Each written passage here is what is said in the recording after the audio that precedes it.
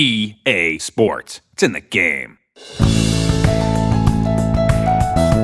When we sat down and we started thinking about the design for this year's game, one of the things that we thought was missing from that game was the whole experience of an interaction between a golf pro and his caddy. We've been studying this for a significant amount of time, and we wanted to make sure that we delivered something where once you played with a caddy, you'd never ever want to play without one. If you've played a number of the previous Tiger Woods PGA Tour games, when you got to this year's game, you would say to yourself, this is very much a different experience. Yeah, I think a player-caddy relationship is vital. I certainly have leaned on my caddies throughout the years for information, their opinions.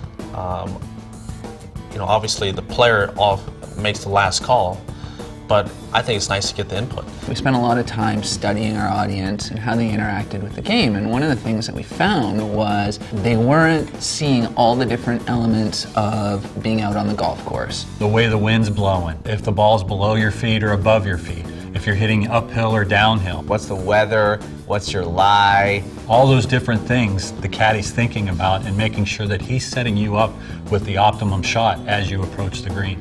What the caddy does, he actually simulates the shot starting at the green all the way back to the tee. So when the caddy sets up your drive, for example, what he's really looking at is where that drive's going to land and how it sets up your second shot or your approach to the green. So as you're playing the game, the caddy gains experience based on how many times you visit a course, how good you're playing the course, the level of your golfer, based on our course mastery.